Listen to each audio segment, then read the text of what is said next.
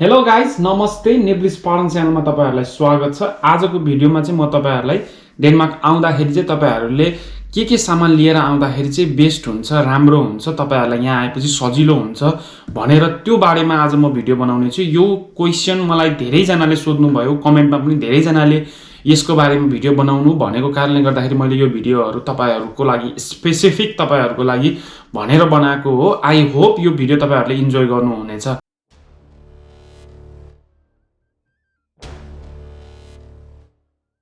यदि तपाई यो YouTube च्यानलमा नयाँ हुनुहुन्छ भने प्लिज सब्स्क्राइब गरिदिनु होला र नोटिफिकेसन पनि अन गरिदिनु होला।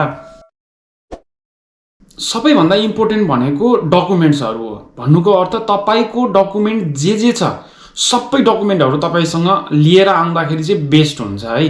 कुनै पनि अनवान्टेड चीजहरु होइनन्। त्यो सबै डकुमेन्ट यदि तपाईसँग रिलेटेड छ, तपाईको हो भने त्यो तपाईले लिएर आउँदाखेरि बेस्ट हुन्छ। किनकि के थाहा कतिखेर कुन डकुमेन्ट कहाँनिर युज हुन्छ। फर एक्जाम्पल तपाईको ब्याचलर डिग्री भयो या +2 या एसएलसी कै डिग्री भयो हैन, अब त्यो भन्दा तल चाहिँ नल्याउनु। तर त्यतिसम्मको डिग्रीहरु यदि त्यतिसम्मको सर्टिफिकेटहरु तपाईसँग छ भने त्यो घरमा राखेर पनि के गर्नुहुन्छ तपाईले, त्यो तपाई जहाँ हुनुहुन्छ त्यही निजी ल्याउँदाखेरि बेस्ट हो। भोलिपर्सि के थाहा तपाईले जब अप्लाई गर्न पर्छ, भोलिपर्सि तपाईले कतै अर्को देशमा जाँदाखेरि तपाईलाई त्यो चीज चाहिन्छ। त्यही भएर जे पनि डकुमेन्टहरु तपाईहरुसँग छ तपाईहरुले लिएर आउँदा हुन्छ। एक्सेप्ट वान थिङ है, त्यो भनेको चाहिँ नेपाली नागरिकता हो। त्यो नेपाली नागरिकता चाहिँ तपाईले लिएर हिँड्न पर्दैन किनकि तपाईसँग पासपोर्ट हुन्छ। पासपोर्ट भएपछि त्यो डकुमेन्ट चाहिँ चाहिँदैन, त्यसलाई चाहिँ घरमै राख्दिनु। त्यो बाहेक तपाईसँग भएको रिवार्ड सर्टिफिकेट या कुनै एक्सपिरियन्स लेटर या व्हाटएभर के तपाईसँग जे पनि डकुमेन्टहरु छ तपाईको हो भने चाहिँ तपाईले त्यो लिएर आउँदाखेरि चाहिँ बेस्ट हुन्छ। ड्राइभिङ लाइसेन्स अब नेपाली नै भए पनि केही फरक पर्दैन, लिएर आउनु तपाईको लागि हैन। म चाहिँ त्यही सजेस्ट गर्छु, लिएर आउँदाखेरि चाहिँ राम्रो हुन्छ। मैले भने नि कतिखेर कहाँनिर कुन डकुमेन्ट युज हुन्छ त्यो कसैलाई पनि थाहा होइन। त्यही भएर त्यो डकुमेन्टहरु लिएर आउँदाखेरि चाहिँ बेस्ट। र एउटा सजेसन, त्यो डकुमेन्टहरु तपाईहरुले लिएर आउँदाखेरि चाहिँ एउटा फोटोकपी चाहिँ तपाईले घरमै राख्दिनु हैन। सबै डकुमेन्टहरुको चाहिँ स्क्यान गर्नु। स्क्यान गरेपछि चाहिँ त्यो तपाईको इमेलमा पनि होस् र एउटा फ्यामिली मेम्बर कसैलाई त्यो इमेलबाट फरवर्ड पनि गरेर राख्दिनु सो दैट कि त्यो सेभ भएर बसोस् हैन। अनि तपाईसँग इलेक्ट्रोनिक फर्मेटमा सबै कुरा हुन्छ, तपाईसँग पेपर फर्मेट पनि तपाईको सँगै हुन्छ हैन। त्यही भएर तपाईलाई चाहिएको बेलामा तपाईले त्यो कुराहरु युज गर्न मिल्यो नि त हैन। अनि नागरिकता चाहिँ यहाँ चाहिँ खासै युज हुँदैन, त्यही भएर चाहिँ मैले लिएर नआउनु, एउटा पेपर भए पनि हल्का हुन्छ कि भनेर, किनकि त्यो चाहिँ युजै हुँदैन के कहीं पनि। त्यही पनि अनि अरु डकुमेन्टहरु चाहिँ म चाहिँ सजेस्ट गर्छु लिएर आउँदाखेरि नै बेस्ट हुन्छ हैन। आफूसँग भएको डकुमेन्ट घरमा बसेर पनि के नै गर्छ र हैन। त्यही भएर त्यो डकुमेन्टहरु लिएर आउनु, यहाँ चाहिँ कतिखेर युज हुन्छ थाहा हुँदैन। अनि अर्को कुरा भनेको चाहिँ तपाईको पासपोर्ट साइज फोटो पनि लिएर आउनु है। अब यहाँ चाहिँ हत्तपत्त त युज हुँदैन त्यो कुराहरु, मलाई त्यति खासै जरुरी छ जस्तो लाग्दैन। तर सुरुमै तपाई आउँदाखेरि चाहिँ तपाई त्यो सीपीआर कार्डहरु हैन बनाउँदाखेरि चाहिँ तपाईहरुलाई कुनैले माग्छ। त्यही भएर त्यो फर्महरु भर्दाखेरि कतै चाहिन्छ हैन। अनि दोस्रो कुरा भनेको चाहिँ पासपोर्ट साइजको फोटो हो है। तपाईको पासपोर्ट साइजको फोटो चाहिँ तपाईले 6, 7, 8 वटा जति प्रिन्ट गराएर ल्याउनु हैन। यहाँ ल्याउनु भयो भने अलिकता महँगो पनि पर्न जान्छ। हुन त त्यो खासै कुराहरु कतै पनि युज त त्यति धेरै हुँदैन हैन। तर सुरुमै आउँदाखेरि चाहिँ तपाईको त्यो रेजिस्ट्रेसनहरु गर्दाखेरि, सीपीआर को रेजिस्ट्रेसनहरु गर्दाखेरि माग्न सक्छ। अनि त्यो भएर तपाईले त्यो लिएर आउँदाखेरि चाहिँ तपाईसँग जे होस् एउटा इम्पोर्टेन्ट डकुमेन्टहरुको लागि तपाईलाई टेन्सन लिन परेन हैन, फोटोको लागि टेन्सन लिन परेन। त्यही भएर त्यो लिएर आउँदाखेरि चाहिँ बेस्ट हुन्छ है। र तेस्रो कुरा भन्दाखेरि चाहिँ ल्यापटप्स है। ल्यापटप्स चाहिँ मोस्टली लिएरै आउनु चाहिँ म भन्दिन हैन। किनकि यदि तपाईसँग छ भने चाहिँ लिएर आउनु हैन, नयाँ किनेर नल्याउनु। यदि तपाईसँग छैन तपाईले किन्नै पर्छ भने चाहिँ तपाईले त्यहाँ नेपालमा नकिन्नु, यही आउनु, यही आएर एफोर्डेबल अलि राम्रो ठिक्कको हैन युज हुने खालको ल्यापटप किन्दाखेरि खासै डिफरेन्ट पर्दैन के। नेपालमा सस्तो र यहाँ चाहिँ महँगो भन्ने हुँदैन, अलमोस्ट उही प्राइस हुन्छ। अनि अर्को कुरा के हुन्छ, अब तपाईले यहाँ चाहिँ किन्दाखेरि चाहिँ अब यहाँको इन्स्योरेन्स हुन्छ, तपाईको अलिकता यताउति भयो भने तपाई बिग्रियो सिग्रियो भने पनि यहाँ इन्स्योरेन्स हुन्छ, तिनीहरुले नि क्लेम गरेर तपाईले बनाउन सजिलो सजिलो हुन्छ। अनि अर्को कुरा भन्दाखेरि तपाईले त्यहाँबाट अब डेल एसर जुन पनि तपाईले यदि नयाँ किनेर ल्याउनु भछ भने तपाईले यहाँ आएको विदिन अ इयर हैन तपाईलाई म्याकमा कन्भर्ट हुन मन लागिहाल्छ के। यहाँनिर चाहिँ अब सबैले म्याक चलाएको देखेर हैन अनि तपाईलाई म्याक किन्न मन लाग्छ अनि त्यही भएर त्यो पैसा त्यतिकै वेस्ट। यदि तपाईसँग चल्ने खालको ठिक्कको छ भने लिएर आउनु, तर नयाँ किनेर चाहिँ नआएको बेस्ट हुन्छ, भाडी पनि हुँदैन हैन। अनि यहाँ आउनु, यहाँ आएपछि यहाँ आउनेजी पनि 40-50 हजार रुपैयाँमा चल्ने खालको ठिक्कको ल्यापटप तपाईलाई एभेलेबल हुन्छ, राम्रैसँग चल्छ, राम्रो नै हुन्छ। अनि मेन फाइदा भनेको इन्स्योरेन्स हुन्छ, तपाईको बिग्रियो भने पनि तपाईले त्यसलाई तिनीहरूले रिपेयर गरिदिन्छ या तपाईलाई नयाँ नै दिन्छ हैन, त्यस्तो हुन्छ। अनि त्यसै पनि तपाईँ within a year or within 1.5 year तपाईँले म्याकमा तपाईँ कन्भर्ट हुन्छ के। त्यही भएर म चाहिँ ग्यारेन्टी नै गरिदिन्छु तपाईँहरूले चलाउनुहुन्न धेरै, त्यही भएर नयाँ किनेर आएर चाहिँ पैसा खर्च त्यसमा चाहिँ नगर्नु नै भन्छु। र चौथो कुरा भनेको चाहिँ अलि वार्म क्लोथ्स है। वार्म क्लोथ्स अब यहाँनिर जाडो धेरै भएको कारणले गर्दाखेरि वार्म क्लोथ्सहरू चाहिँ तपाईँले लिएर आउनु, तर म चाहिँ सजेस्ट गर्छु एकदम धेरै चाहिँ नकिन्नु है, केही कुरा पनि एकदम धेरै नकिन्नु। किनकि हामीले नेपालबाट किनेर ल्याएको लुगाहरू अब राम्रो क्वालिटीको छ भने पनि हैन यहाँनिर चाहिँ वासिङ मेसिनमा ड्रायरमा हाल्दा हाम्रो त्यो लुगाहरू सबै चुम्रेर हैन डल्लो पर्ने हैन, सानो हुने हैन, कुनै तन्केर ठुलो हुने त्यस्तो हुन्छ। त्यही भएर तपाईलाई मन परेको अलिअलि वार्म क्लोथ्स लाइक 2टा ज्याकेट, 4-5 वटा टी शर्ट, 2-3 वटा प्यान्ट, 2-3-4 वटा जति प्यान्ट हैन। अनि अलि धेरै ल्याउनु पर्ने चीज भनेको अन्डरवेयर हो है। अन्डरवेयर चाहिँ लिएर आउनु, त्यो 7-8 वटै लिएर आए पनि हुन्छ, किनकि अब हामीले विकमा एकचोटि वास गर्छौं हैन। अनि विकमा एकचोटि वास गर्दाखेरि चाहिँ विक भरिको लागि त लगाउने चीज त चाहियो, त्यही भएर त्यो चाहिँ अन्डरवेयर चाहिँ अलि धेरै लिएर आउनु।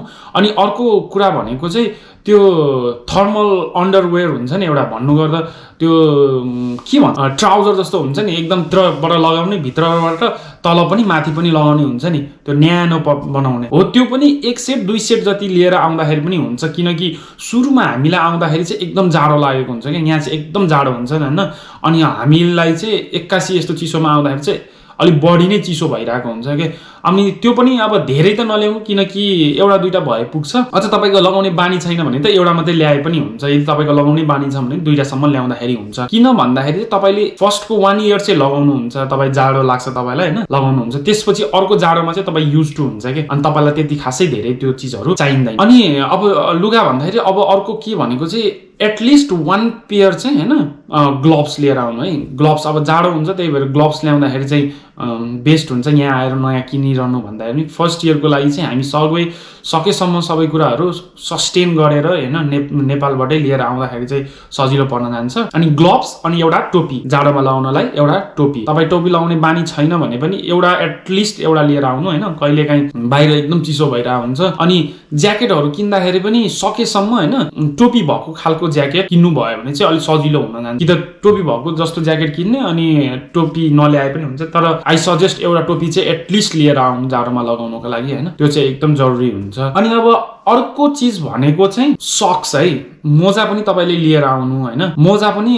9-10 पेयर्स नै लिएर आउँदाखेरि हुन्छ। अनि त्यसमा चाहिँ अब तपाईले कस्तो खालको प्रिफर गर्नुहुन्छ र कस्तो खालको लगाउनुहुन्छ माथि भर पर्छ, तर एउटा चीज चाहिँ त्यो चाहिँ जस्तो ल्याए पनि भयो। तर एउटा चीज चाहिँ म के प्रिफर गर्छु भने एटलिस्ट 2 पेयर हैन, तपाईले चाहिँ एउटा एकदम मोटो खालको हाइकिङ गर्ने टाइपको नै सक्स हुन्छ नि हो, त्यो लिएर आउनु। त्यसको चाहिँ के फाइदा हो भन्दाखेरि त्यो जाडो जानलाई हैन है, त्यो जाडोको लागि तपाईलाई भनेर मैले ल्याउनु भनेको हैन। त्यो चाहिँ किन भन्दाखेरि तपाईले लामो शिफ्ट गर्नुहुन्छ नि, कहिलेकाहीँ लामो शिफ्ट कहिले पर्ला हैन। मैले भने नि म त सुरुमा आउँदाखेरि फर्स्ट इयरमा आउँदाखेरि मैले त्यो 1 वर्षसम्म लगाइन नि, किनकि मलाई त्यति धेरै जाडो फिल पनि भइरहेको थिएन। मैले खुट्टामा मेरो फेरि पसिना आउने मान्छे हैन, दुङ गनाउँथ्यो के, त्यो मोटो भएपछि त्यस्तो हुन्छ। तर त्यसको फाइदा चाहिँ के हो भन्दाखेरि तपाईले लामो शिफ्ट गर्दाखेरि मोटो खालको सक्स लगाउनु भयो भने चाहिँ तपाईको खुट्टा कम दुख्छ के, पैताला हुन्छ नि त्यो अलिक कम दुख्छ के, कम्पेयर टु तपाईले त्यो अर्को सक्स लगाउँदाखेरि पातलो खालको र सानो खालको सक्स लगाउँदाखेरि चाहिँ त्यसको कम्पेयरमा चाहिँ त्यो मोटो खालको सक्स लगाउँदाखेरि चाहिँ तपाईलाई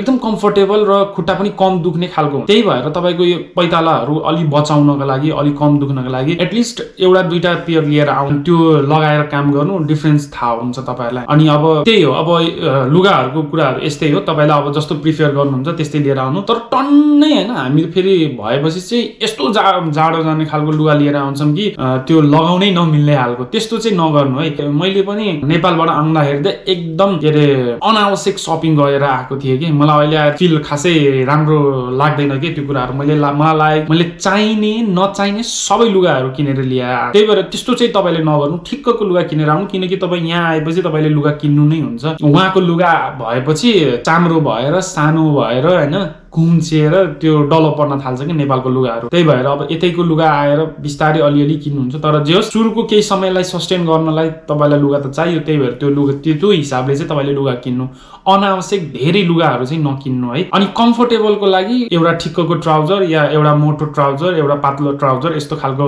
ट्राउजर लिएर आउनु, सो द्याट कि कामहरू गर्दाखेरि पनि कहिलेकाहीँ काममा लुगा नदिने टाइपको पनि हुन्छ क्या। कसैले त दिन्छ होइन, कसैको काममा चाहिँ हुन्छ, कसैकोमा चाहिँ हुन्न क्या। त्यही भएर त्यो पनि त्यसको लागि पनि त्यो हिसाबले लिएर आउनु। अब लुगाको लागि यति नै हो होइन। अब तपाईँले आफ्नो हिसाबले आफ्नो कम्फोर्टेबलको लागि लिएर आउँदाखेरि चाहिँ बेस्ट। अब खानाको लागि चाहिँ धेरै चिजहरू खासै लिएर आउनु पर्दैन खाना, किनकि यहाँनिर चाहिँ पाइने भनेको सबै कुरा नै पाइन्छ, नपाइने भन्ने चिजहरू हुन्न। तर भात पकाउनको लागि चाहिँ एउटा प्रेसर कुकर चाहिँ लिएर आउनु। तर प्रेसर कुकर कस्तो खालको भन्दाखेरि चाहिँ म यहाँ फोटो हालिदिन्छु होइन, यस्तो खालको लिएर आउनु।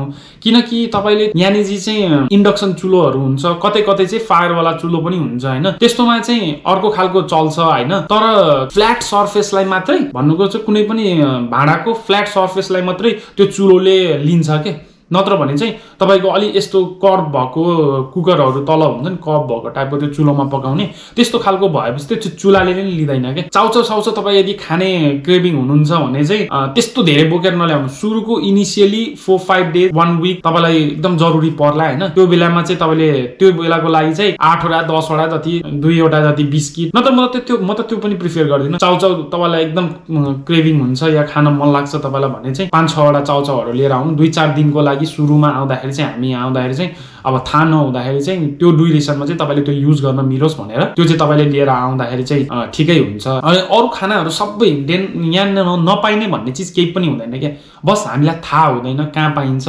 त्यो भएर चाहिँ अब आएपछि चाहिँ विक 2 विक मन्थमा त तपाईँलाई थाहा भइहालिन्छ होइन। त्यस्तै केही इम्पोर्टेन्ट छ मलाई त्यो चाहिएछ भने चाहिँ, तर तपाईँलाई थाहा छैन कहाँ के पाइन्छ भने चाहिँ मलाई त्यसको लागि पनि मेसेज गर्दा हुन्छ। यहाँनिर चाहिँ इन्स्टा म जेको लागि पनि ओपन छु, मैले सकेसम्म सबै कुराहरूको तपाईँहरूलाई हेल्प गर्नलाई एन्सर गर्नको लागि म यहाँनिर चाहिँ तपाईँहरूको लागि एभाइलेबल छु। र अर्को चिज भनेको चाहिँ मेडिसिन भन्नेको अर्थ अब चिसो हुन्छ, कसैलाई चाहिँ धेरै चिसो लाग्ने हुन्छ नि त। चिसो लाग्ने नै त्यस्तो खालको छ भने चाहिँ अलिकता नेपालमा खाने तपाईँले त्यो साइने कोल्ड टोटल समथिङ हुन्छ नि, 5-6वटा 7-8वटा लिएर आउँदाखेरि चाहिँ हुन्छ। यहाँनिर पनि पाइन्छ तर त्यही नै स्पेसिफिक पाइँदैन होइन। यहाँनिरको लागि एक मात्र एउटै औषधि हो जेको लागि पनि होइन, त्यो प्यानोडिल।